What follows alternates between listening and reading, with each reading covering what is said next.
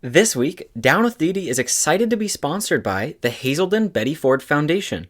You can find out more about this amazing organization by visiting hazeldenbettyford.org. Today on Down with Dedee, my mom will be having a conversation with Cini Robb. I'm a breathing Betty. What do they call it? The Betties. They call it the Betties there. And in my rehab, we call them the breathers. So I'm a breathing Betty. You're breathing Betty. Betty paved the way for us. That's for gosh darn sure. Oh, it's so true. And without Betty, and same thing with breast cancer. I mean, without that removal of those stigmas, Yeah. And unfortunately, what I love about you and Carrie Bates is you are out there helping us remove this stigma. And Catherine Burgum, I don't know if you know who she is, but she's the first lady of North Dakota. Oh, and she's on our board, and her husband is running for president, by the way. I just saw that somebody from And so she is out there every chance she gets. She's very shy, and she is out there talking about our disease and having this huge. She has a huge. It's called Recovery Reinvent every November, and she has this huge thing for the state because they have a huge problem. They have a big Native American population, and she is just like you, like Susan, like Carrie. They're out there talking about it. Cindy, when I met you, it was such a beautiful, beautiful time in my life. And I just had my interview earlier with Susan about how you guys invited me to be the keynote speaker at the Betty Ford 40th anniversary.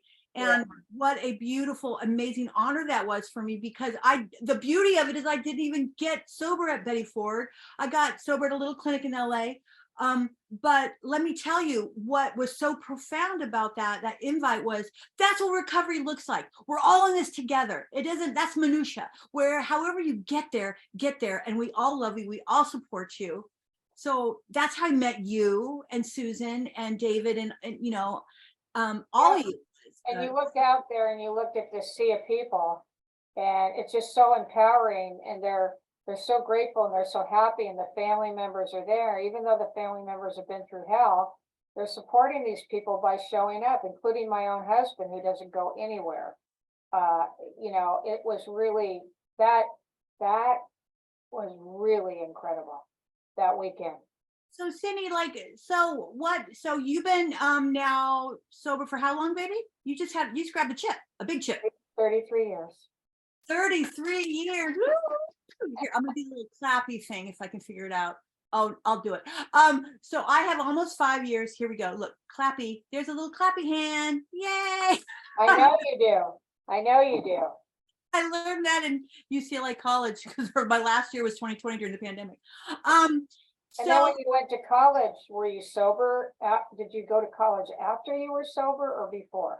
Both. I started my journey, I guess now it would be, I was 3 years on Big Sky. So 13 years ago, I started my academic journey, and absolutely with the monkey on my back, active in my disease, raising 2 boys, had really kind of had a stopping point with the industry at that point.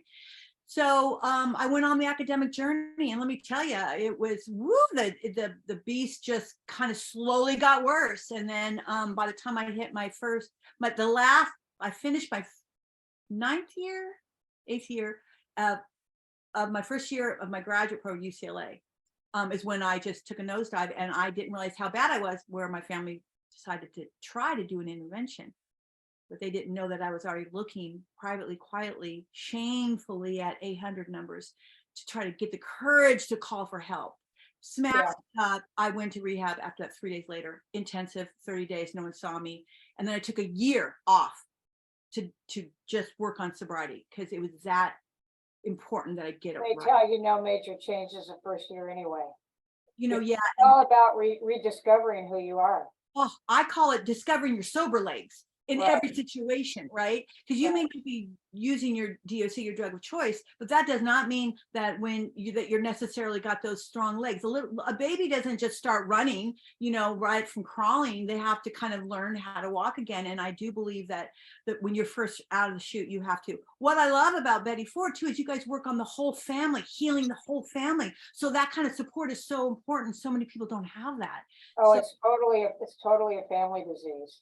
And You with know, and that, I'm hoping the Down with Dedee helps those who don't have a family feel like they've got a little family with us. right, right. But you know, you meet new friends. So the Yeah, like people you. inside, the people like us, the people inside the walls of Alcoholics Anonymous, those people become your friends if you can't even afford 30-day program or 6-week or overnight or outpatient.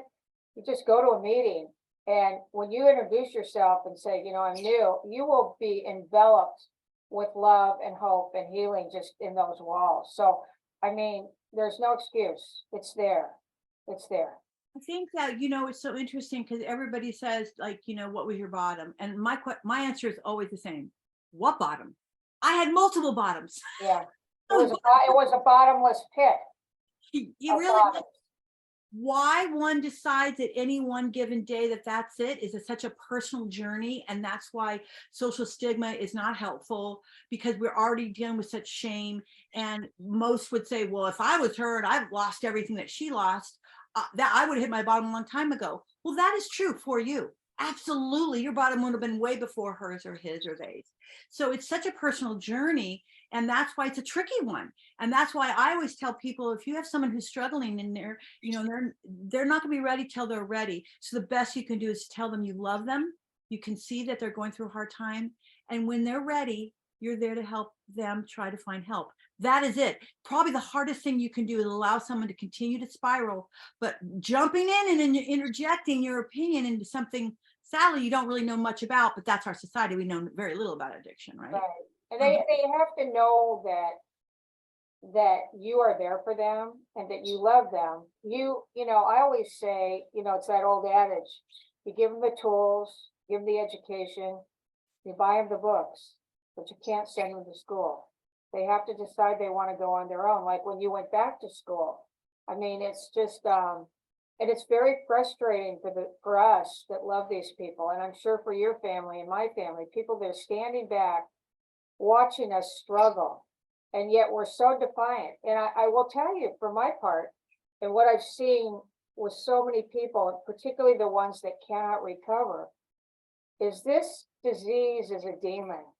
And when they say it's mind, body, spirit, it literally takes control of you and talks to you.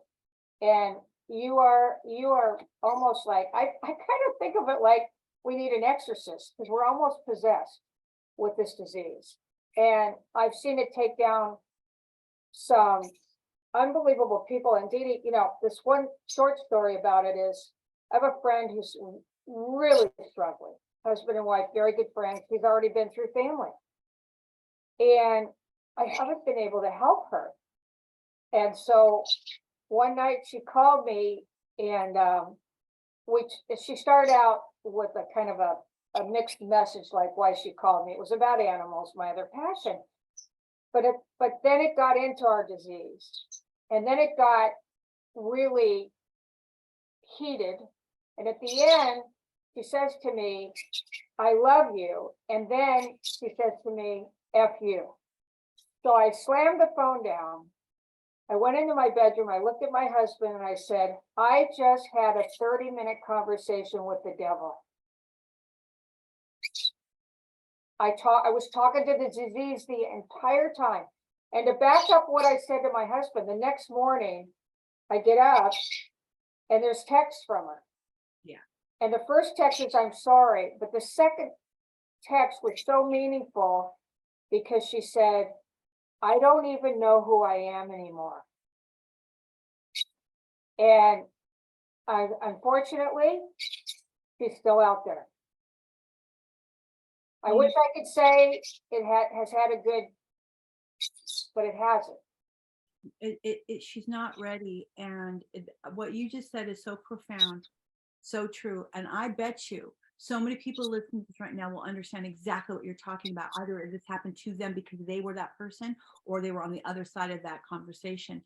I've been there. I don't even know who I was becoming. And it does. It's like some demon comes over you. It's, this is why, it's interesting. This is why they call them spirits. Because back in the day, people were like this average, nice person. And then the minute they started drinking, they turned into what looked like to them back in the day, evil spirits invaded their body. So they named that liquor spirits. So, and they're not talking about the good spirits. We're talking about the nasty ones, right? They both exist out there. So it's not a coincidence they're called spirits. And it's funny because I was talking to Susan, she can have she has a glass of wine with dinner and she's perfectly fine. I look at her like, you're crazy. You're crazy. Who does that? And those are, we call them normies. And I love normies. I'm not a normie. The trick for me and all of us is to make damn sure that the demon inside, the acting side, doesn't ever try to talk us into believing that we are a normie. That's called a relapse, right? And some don't make it back from the relapse. That's the tragedy of that one, right? Some go right back to where they ended and their hearts go, F you. But you know something, going back to your friend, that's actually really sad. I've been on both sides of that conversation. And that just breaks my heart because, you know, like this is what people are watching from afar, their loved ones, whether it's their children, family, friends, sisters, brothers, mothers, dads, right? Or friends, neighbors.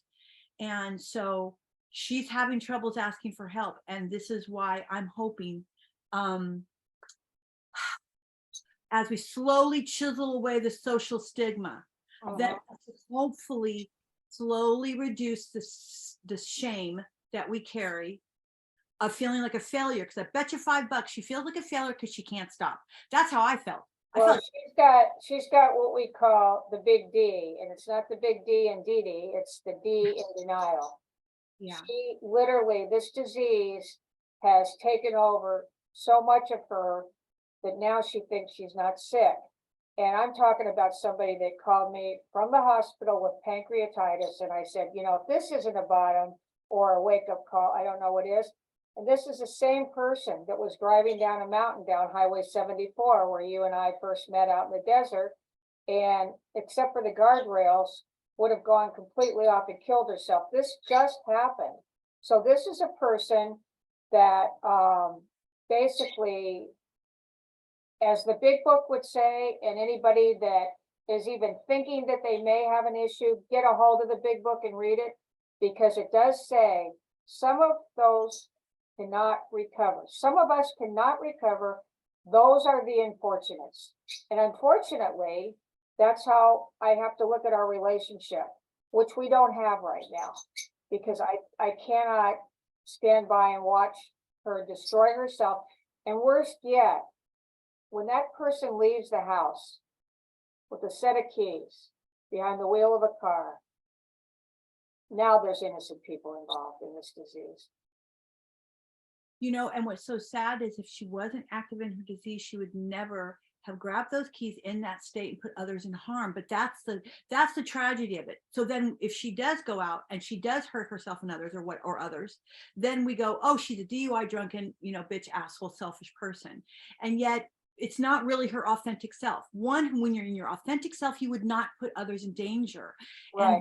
And therein lies the thorny nest of it all. So you go, well, then she needs to stop drinking. It's like, well, sweetie, if she could, she would. She can't. She is so knee deep in this. Yeah. And she may not make it, you know, to in this lifetime see that she's so much more than this. She may have to like leave this body and try it again. I mean, I'm a big believer of that, you know, me with my paranormal stuff. Right. But, you know, because I just believe that sometimes we may have to have another shot at the other side. But my hopes are that she doesn't hurt anybody in the process of trying to discover that. That's the tragedy of this. Oh, how sad. That's so sad. Oh, I mean, it's so, it's just such an enormous example of how far this disease can take you. Son got married, wasn't invited. No relationship with her mother. I mean, you talk about losing it all. I mean, we can lose it all. You and I were blessed. We did not lose it all. We came back. But there are people that will lose everything. Well, that's what's so sad is that, you know, what's really sad about her story, Cini, is that she's not rare. She's not alone. How many people in the world right now, you know, are either on a great scale, active in their disease like her, or a high functioning one like I was. I was high functioning. Right. Although towards the end, I was functioning, but I was starting to, you know, ravel at the seams. But who knows what her bottom looks like. It's so subjective. I think it's probably one of the hardest things about this disease is that everybody's bottom is subjective. It's theirs, and we don't know what that looks like for her. Well, this bottom could very well be why I got sober. Her bottom could easily be death. And I decided I did not want to die an alcoholic. I did not want, I mean, I cared enough about myself that I didn't want people coming to my funeral, looking at that coffin and saying, oh, there's just another alcoholic. So maybe it was just amount of pride that got me there, but I just didn't want that. And I've heard that so many years, and people don't understand it is a disease. And yeah, we're alcoholic. Yeah. But it will kill us if we let it. And others. It takes others. others down. I mean, the sad truth is that, like, this is how I don't want to ever compare this disease with another one, say it's such as cancer. I have a friend who's younger than me who's beat cancer 4 times. Meg, my girl, I'm gonna have her on the show 4 times. You know, talk about not giving up, right? But the thing is that it is a disease. I would never blame my friend Meg for having cancer, but yet, you know, and yet until I realized, and I was educated this is a disease, that I was able to have compassion for others. When I hear the story of your friend, it's interesting because we have old ways of thinking, but when now I'm not asking anyone to retrain themselves the way they think or speak or talk about those in addiction, because we still have a lot of old ways we're thinking that are still around, that I'm hoping that I'm part of the generation in you that we're re-educating people just by being. I don't want to tell you like you have to call me this or that or whatever. Call me whatever you want, but let me educate you in the process, and then you make your own decisions. But it is a disease. To say it's not is incorrect. But so next time, you know, we start to go say mean things about someone who's in their disease, that's like saying something mean about my friend who's got cancer, and you would never do that, right? We still have a way to, we're getting better, by the way, in our society, but we got a ways to go. I came up with this show just to, you know, let's lean into that. Let's talk about the language. The other day, somebody said clean I think they were saying, oh, we're clean or dirty. I can't remember who said it, not on my show, but in real life. And not that my show isn't real life, but and I was thinking, what interesting terminology. And that is old. That's old terminology, because when I think of dirty and clean, I think I need a shower or not. Not whether or not I'm active in my disease or not. So if you're saying I'm active in my disease, I'm dirty. And if I'm not in recovery, that's the stigma, isn't it? That's the stigma. It is. And I thought, wow. And it's such a simple little thing that's old language that's still kind of around. But I didn't blame that person. I certainly didn't get in their face and say, well, we don't say that anymore. I just noted it and I went, oh, that's interesting. I'm going to bring that up on my show. And hopefully someone hears that and goes, oh God, she's kind of making a point. Because if you view it as a disease, it's not dirty or clean. That's a judgment, right? Exactly. If you're active in it or you're actively not. And the bottoms are truly subjective. Why? I don't know. Why is it that I just love spicy hot foods? I don't know. I just do, you know, right? And you didn't have to lose everything to decide you were done, right? These are kind of, which goes into the mystery. Hey, do you have another hat you want to put on? The thing that you really lose though is yourself. Okay. Well, yeah, and I think that is the biggest thing, is you lose yourself. And you lose your self-respect. DJ, why am I interrupting my own podcast right now? I don't know, Dedee. You got to tell me.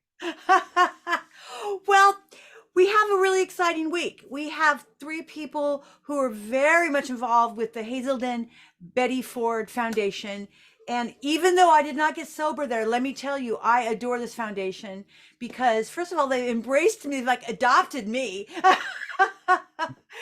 to kind of like come help out with charities. And just I've gotten to know each one and their journeys in recovery, down to like Cini. We have Cini today, Monday. And what I love about Cini is that she's one of the donors, but she's also herself sober. But she's one of the most lovely, beautiful women I have met. And she and I immediately loved each other because of the animals. Animals are a big part of my recovery. Her foundation, Cini's own foundation, away from Betty Ford, has everything to do with rescuing animals. And this is what happens when you have the rebirth of sobriety. And Betty Ford has helped how many hundreds of thousands of people? Yeah, that's true. Well, so when you hear Betty Ford, you think of a place to go if you need help. During the holidays, let me tell you, I'm five years plus sober, and the holidays are tough. Hell, every day's tough. But some days are so brilliant and so amazing. And like I said, it's a feeling of, my God, I'm so happy to be alive in my body. And that's what recovery gives you. And sometimes if you're already in recovery and you hit the holidays, your foundation gets shaky, right? And what I love about Betty Ford, they have these after programs where, that you can go back and lean on them and talk, and these support groups. They also have help for the families, which we're going to talk about at a later date this week, with our boy David Wilkie, because that's what he does with the foundation. But I just think it's really special and really important that people know that there is somewhere you can go. There's a lot of rehabs you can choose. My whole thing is, I don't care where you go, just go somewhere. But Betty Ford, man, they've been doing it a long time. So it's nice that True. they're there. Yeah. You can find out more at hazeldenbettyford.org. I just really want to wish everyone a really healthy and happy holiday. And just remember that, you're not alone. We're all connected and you're not alone. Thanks, everyone. I do have another hat I want to put on really quickly. So, Do it. we say AA. This is really cool because you guys get to see my I like your hair. Look at mine. Look at my roots, girl. I got you some. look adorable. As every time I see you, oh, okay. So you can't really see it, but it's called Face Foundation. And what it is saving pets and helping families. And I think, Dedee, I have to be honest with you. When your name came up from William Moyer, one of our dear friends at Hazelton, about possibly being one of our lead speakers at the Hazelton 40-year reunion, I read a little bit about you, and what I read, what really grabbed me was, oh my God, she shares my passion for animals. And at that point, I'm like, I knew the minute I met you that there was going to be a connection. Yeah. Because this has been my passion for so many years. And I don't really know where it came from, but it came from childhood. We had animals, we had turtles. I've just always, one of my first childhood memories we had a dog named Bootsy.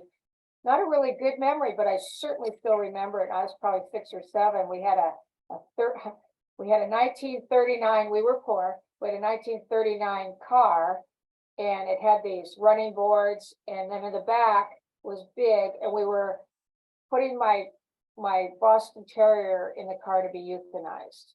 And that is one of my earliest animal memories. And so I think from that is where it's interesting, because I never thought about this till just now, but we are saving family pets from economic euthanasia. So there's the word again. And we started this, there's 3 co-founders, and we started this as a veterinarian and an attorney and myself. And we started this almost 17 years ago in the San Diego area, and we hope other communities will follow our lead to help the people of our community. And we have a really huge population. So in the month of May, this is really exciting. We hit a real milestone. We helped 52 families in the month of May with veterinary care that was life-saving. Ours has to be life-saving. And the way I explain it, and the way I can explain to your audience, it's really easy to understand. If your animal goes out and gets hit by a car, has a broken leg, and you run over to the hospital with them and you bring them in, oh yeah, we can fix them. And then they give you an estimate, and it's $7,000. If you're lucky. If you're lucky. And now it's even worse, because 52 cases, our average case is $3,000. So that means our organization spent $150,000 in 1 month just helping families. So figure that one out. It's a big responsibility because we're self-supportive. Yeah. So anyway, so what I tell people is, you get to the hospital, you get this big bill, you're devastated, you're crying, you can't help your animal. And what do? Well, unfortunately, in many communities, there's no help. So they call us We deal with 175 veterinary hospitals right now. We negotiate the heck out of them, so we get a discount. And that animal goes home. Oh, And it's serving the underserved, because you have to fit a financial criteria. We do a lot of military, we do a lot of school teachers, we do a lot of retired people. I mean, and we do homeless, because many homeless, and we have a program where we go down with the homeless. You would see me out on the streets. I'll have a little bit of surgical clothes on, and we'll be giving out food. We'll be looking at their animals. We'll be bringing veterinary care to the streets. So it's Space Foundation. It's really saved my life. well, you know what we're going to do is we're going to definitely, what we do with my show is in the production notes, and we do a whole battery of giving the followers and the listeners all of the information. Thank you. Reach out and help you guys out with that. So this is all nonprofit, right? All nonprofit. And you could do All like, my work is nonprofit. AA, yeah. addiction in animals. Well, I wanted to bridge that because I find I always loved animals, always took care of them, and they took care of me. I didn't realize, but it wasn't until I got sober that I realized that I had lost touch with really the magnitude of not only animals, but Mother Earth and how we're all connected. And then all of a sudden, my higher power, because I'm not religious, I'm spiritual, was Mother Earth and all of the beauty around us. And animals, my animals, other animals, I'm always going to stores and people have their dog in the grocery store, and I hit the ground at Ralph's and go, are you on Big Sky? Maybe. Like, you get off the ground and stop trying to kiss my dog. But just like, yeah, I found I knew that they always meant the world to me, but I didn't understand until I got sober why. There's just this synergy, this harmony I have with them. I don't question it. It just is now, but now I'm so much more open to it, and I take care of it because it's not just me blindly hitting the ground, kissing other people's dogs. There's really meaning behind it. It's like this, it creates an energy vibration with me that helps keep me sober, keeps me happy, grateful, loving, compassionate, all these things that go hand in hand with my morals and my values, and then my sobriety, right? Yes. I can't thank you for what you guys do with your organization. You know that I'm all about that. And aren't we going to do something together? Yes, we are. We're gonna so in August we're gonna have the San Diego Hero Awards, Animal Heroes, and we're gonna highlight and spotlight. You're gonna be a judge. Myself and the other two founders are gonna be a judge, and then we have one of the gentlemen that operates Petco, and probably a community political person and some radio TV personalities. We're all going to be there up on the stage, and we're going to honor the therapy dog, that rescue. We're going to take all these people and highlight them. There'll be a vote, the community will vote, and then we're going to give a grant to several of these people that they can use them for their work, they can use them for their rescues, whatever. We don't know who it's going to be. I mean, you might say I want that one, and you might say I want that one, but thank you for offering to help us with that, because you're so passionate, and we're just going to have, just like we did in Hazelden, we're going to have fun with it. And I think you're going to be moved beyond, we're already spotlighting these people on social media and telling their stories ahead of time, so people have time to vote for them. But I just want to go back to the human animal bond. There's nothing like it. Yesterday I read, they did this research on Jack Russells and their owners. Now this is just this one breed, but it cracks me up. Reminds me of my husband. The researchers found. Your husband reminds you of a Jack Russell? No, but the research found that the husbands or wives, these Jack Russell owners, love their dogs more than their spouse. Now, I'm not saying that's right by any means, but I'm not surprised by it, okay? And Listen. This was actual research. I mean, who would even research such a thing? Well, okay? I don't know, but I've been divorced 3 times, so I kind of I'm just saying, I have no problem getting rid of the guy, but I keep the animals. On the way out, leave the dog. Or if if we go to court, it's gonna be over custody of the animal. Think about taking the cat or the hamster or the bird. All right. Well, I'm just blessed because my husband loves our animal. He never had an animal as a child. It was completely new to him when we got married. We've been married 46 years, and he is much crazier, if it's possible, over these animals than I am. That's so basically crazy met crazier, and now we have a crazy marriage. And I want to be reincarnated as one of your animals. Speaking of that, Cini, real quick, do you believe in the paranormal? Yes or no, and why? I do. I have it's funny because I don't think about it very often, but well, first of all, I have a lot of it. So I believe in a God, and I believe, and the reason why I really do is because creation is just too perfect. I can't look at a rose petal, look at an animal, look at the way the animals are built, look at the way a flower is built. So I believe in a creator. Let's say, so call him whatever. In AA, we call him whatever you want. Yeah. So I do believe in that. And in my own personal life, I have things that happen to me all the time that I can recognize are real God-driven things, including my meeting with you. So that leads me to a couple of things that I can really tell you were paranormal. And one was when my husband lost his grandmother, and we were laying in bed, and we had one little dog, and he was a fierce little guy, and he started barking, and we heard creaking. We had a wooden floors. So we opened the doors, and we see just a shadow, and that was it. And then we found out the next morning that was when Grandma died. So that was a real, it was two of us together. Usually it's one person. Yeah, that's rare. Who has a paranormal experience, and it was both. And then I also, one time I was alone at home, and there was something, and it's kind of creepy, but there was something rubbing my leg. I was stone sober. Let me say that. I know you have to always preface it, because otherwise. And there was something where I reached over, and there was like this leg, and there was hair on it.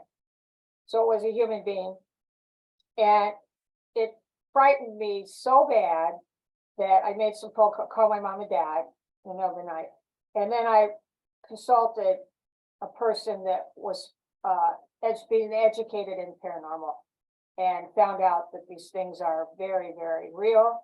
They happen a lot, and I'm one that loves to be educated, and that's why I believe in the paranormal. So tell me about yours. I love that you're so open to it.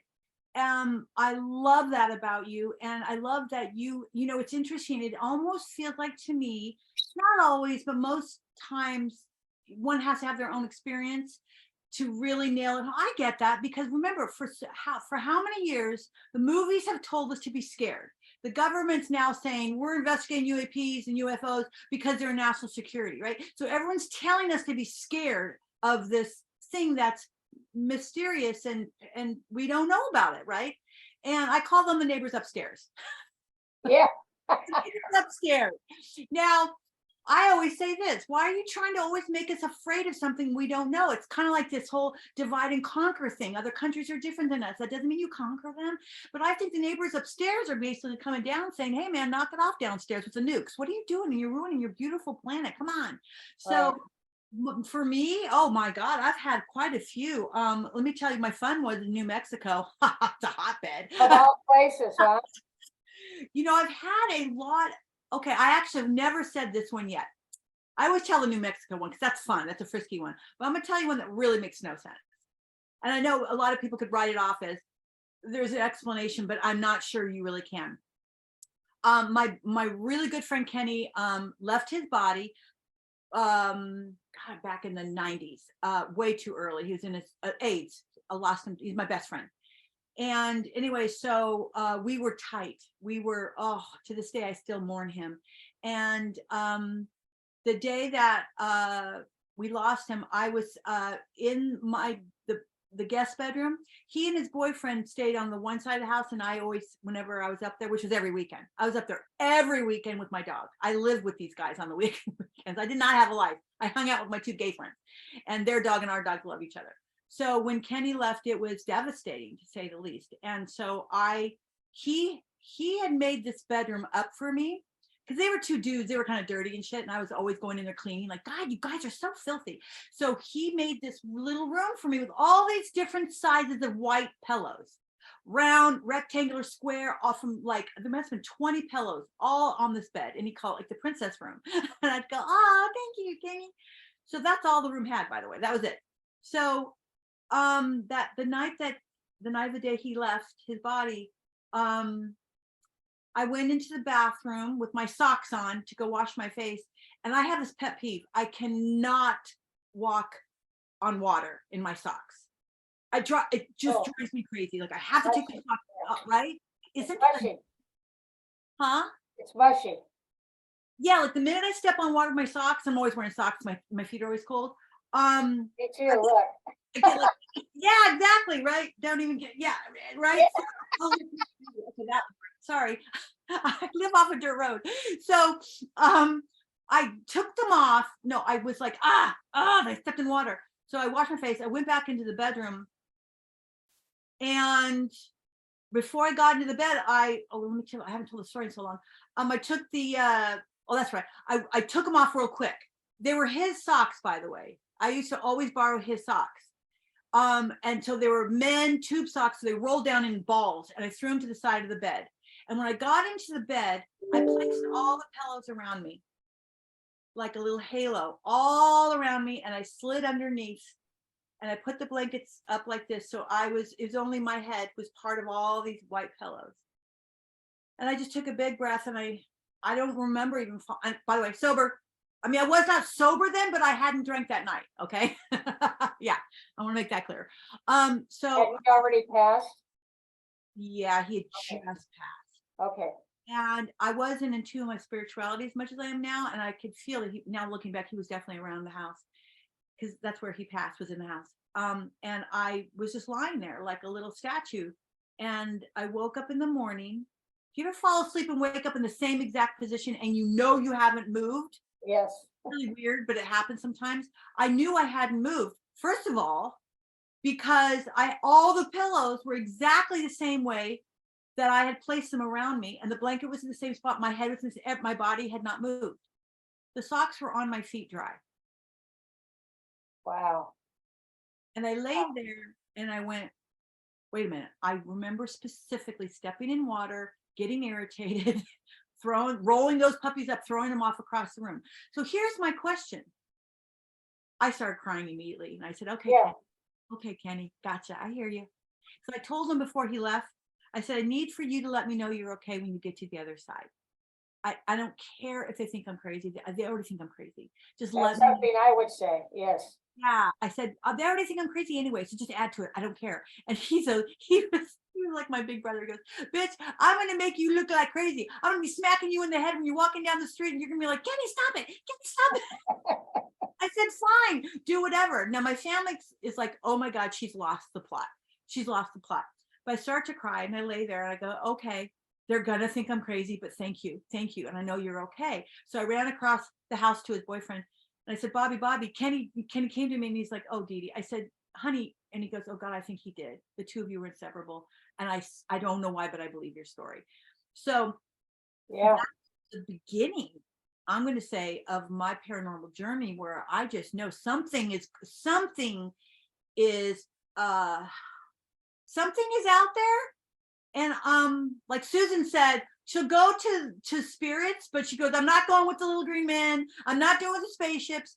But I said, if a spaceship landed in your backyard and a little gray came out and he was short, would you? She goes, I'd probably bring him in and give him a name and adopt him. And I said, give him some cat food. And she's like, yeah. So Susan Ford is going to adopt a gray alien.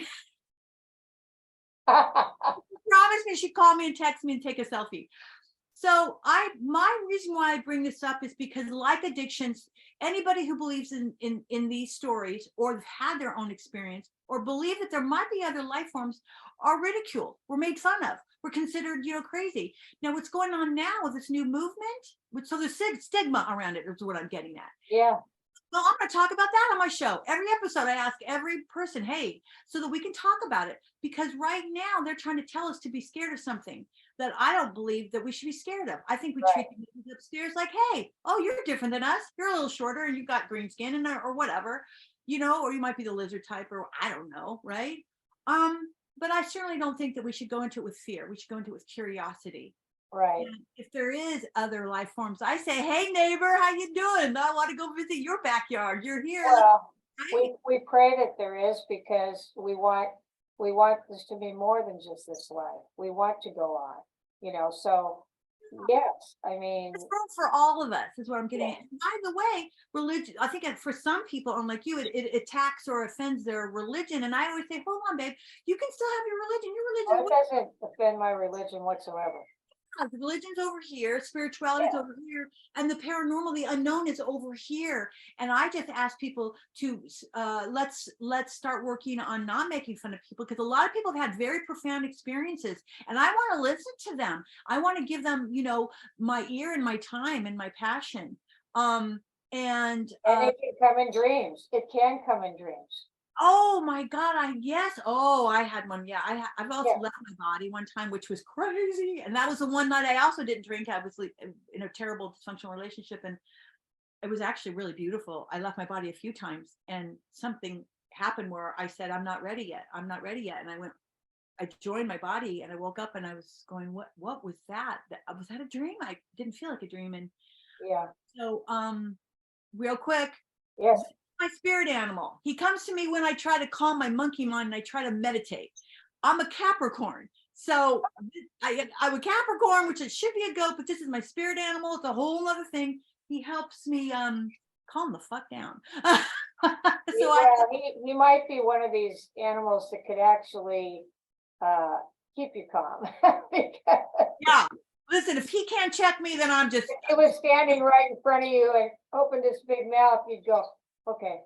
Yeah, he comes to me when I close my eyes to meditate, and I just go, okay, I'm good. I'm breathing. I'm breathing. I'm good. I'm behaving. If you could be reincarnated as any animals. Oh boy. I know, right? Wow. I don't know. That's probably the most difficult question I've ever been asked or answered. My friend Janelle, she made up an animal. She made a I hybrid. would probably want an animal that had a really long life. So maybe like my parrot Cosmo. He's an African gray, and he has a really good life, and he's going to have a long life. Yeah. And he's very vocal. He tells you what he thinks. And so maybe Cosmo, maybe an African gray, but I would want to spend more time on this earth than I think I am, because right now I'm at the point where I'm not ready to check out, because there's so much I want to do. And I always say this, I got sober at 40. I want to spend at least the last 40 making up for all the wreckage of my past of the first 40. And so I want to do that. I want to quantify my life and have a good life, and make other people's lives much better. So I guess it would be whatever creature lives the longest. Well, I hate to break the news to you, but the one thing that will survive even a nuke. Oh, the cockroach? No, okay. Because he really won't, because somebody's going to step on me right away. It's like, yeah, they might survive the nuke, but if you don't get stepped on or exterminated by those with the big spider on their trucks beforehand, oh my God. I mean, those are two ways that I think we're not going to leave this earth. So no, I don't want to be a cockroach. Okay. My boys are smacking flies all the time.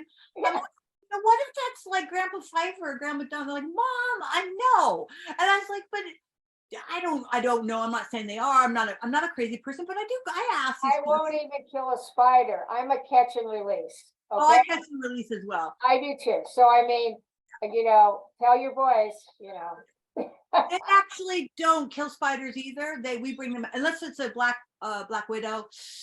Yeah, I agree with you on the Black Widow because he's gonna hurt some innocent person. Yeah, it's like But hurt someone. It's me and I you. even took a little mouse out of a restaurant. I put it in a paper. They gave me a to-go bag. I caught the little tiny mouse. It was over in Maui, and I took him outside and gave him his life back. Oh my God, that's a great story. Let's wrap this up on this. I was thinking, I have a, oh God, was I pregnant? And anyway, Maximus was a couple months old. So I'm breastfeeding him. Braxton was 3, sleeping in my bed. And I just put Maximus down and I go in and yes, my boys always slept in my bed because I'm mommy and they like to, so, hey man, we all snuggle. We keep warm that way. We don't use the heater that way. It keeps the bills down. So I went in there and I turned the light on and this tarantula, a baby tarantula. This is not the first time yeah, look at your face. Went running across the bedroom, under the bed. My son's on top of the bed. Now Braxton was always really tough to get to sleep. So I thought, do I wake him up? Because then he's going to be all like, let's play with the, I don't know. I didn't want to scare him or anything, but I thought, well, I'm not going to put that boy back to sleep. So I'm in there quietly trying to catch a baby tarantula in my room, which is difficult because when they're babies, they run really fast and they get scared. So it took me about an hour, but I finally caught him. And then I had to go up the road a ways to so I didn't get back in through the doggy door, which is, I think, how I got in. And I tell the story about Braxton's always like, so you're chasing the tarantula while I'm just like sitting there snoring. I'm like, well, yeah. And I would never do that. But I was always catching, releasing things, especially because I'm always living in mountains. So animals, critters come in, and it's not their fault. I'm in their environment. So I just kind of go, oh, listen, sweetie, unless you're paying rent, you need to go outside. Okay. Yeah. Mom is a single mom over here. So, so you're outside. He doesn't want to be going to the ER after you bite one of your kids. Luckily, Trent is, yeah. So I've got, something? I'm trying to think. I don't even know what animal I would be reincarnated as. Well, tell me. See this guy. Because you know what male lions do? They just lay around looking majestic and sexy and hot and big. And they have a whole bunch of wives who go out and do all the hunting, right? They make a lot of babies, which sounds like fun. And they just like, not to say they're lazy. I'm not saying that. I'm just saying, think about it. Like being a single mom, I would like to be a male lion and have like 5,000 wives doing all. And they roar, and you roar. You roar, girlfriend. Oh, girl. Cini, I want to thank you for coming on my show. I just adore you. And I'm going to have you back on part 2 next season. Will you come back? Thank you for inviting me. It's been totally delightful. It's really fun. Thank you. For more information on today's guest, check out the show notes below or visit our website at www.downwithdedee.com.